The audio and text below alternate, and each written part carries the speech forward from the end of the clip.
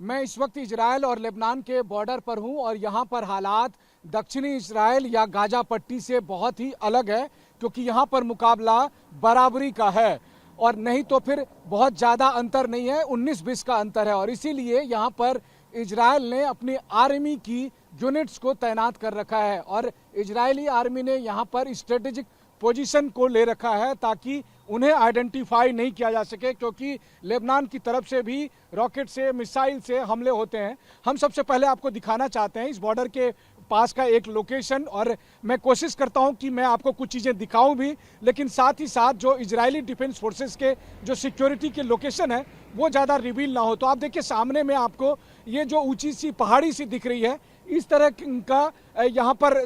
चारों तरफ टोपोग्राफी आपको दिखाई देगा। वहीं पर आप देखिए इस तरह की झाड़ियां भी है और इन झाड़ियों में भी आपको इजरायली सैनिक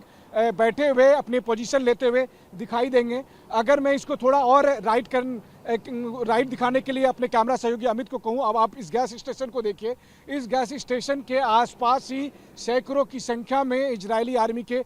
लोग तैनात हैं। वहीं दूसरी तरफ जो सड़क पर जो मूवमेंट चल रहा है, उसी मूवमेंट के बीच में बहुत सारे जो आर्मी व्हीकल्स हैं वो भी जाते आते रहते हैं। सामने में जो आप एक फील्ड दिखाई दे रहा है आपको,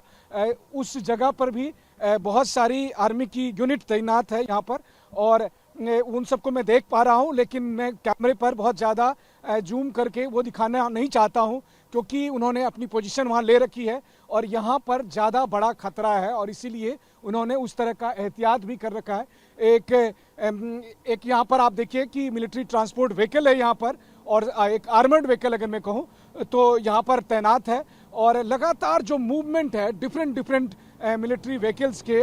वो सब आ जा रहे हैं। और सबसे बड़ी बात यह है कि इजरायली डिफेंस फोर्स को भी पता है कि इस जगह पर अगर हालात कल के दिन में बिगड़ते हैं, लेबनान से कम अगर हिजबुल्लाह से लड़ने की नौबत आती है तो वो ज़्यादा चैलेंजिंग होगा, और इसीलिए उस हिसाब से तैयारी इन्होंने कर रखी है। और इजराइल को भी पता है कि इस जगह पर मुकाबला आसान नहीं है। इससे पहले जब भी मुकाबला हुआ, चाहे 2006 में या 2014 में, उस वक्त भी इजराइल और हिजबुल्लाह के बीच में कौन जीता कौन हारा ये क्लियर नहीं हो पाया। तो आप समझ सकते हैं कि हमास से मुकाबला करना इजरायली डिफेंस फोर्स के लिए ज़्यादा आसान है बनिस्बत की हिजबुल्लाह से, और इसीलिए उसी हिसाब की इन्होंने यहाँ पर तैयारी की है। हम आसपास के तमाम लोकेशन से रिपोर्ट लाकर आप तक पहुँचाएंगे, लेकिन साथ ही साथ मेरी कोशिश होगी कि इस स्ट्रेटेजिक पोजीशन में हम ऐसी कोई चीज़ भी ना दिखाएं जिससे इजरायली आर्मी के जो सिक्योरिटी का कंसर्न है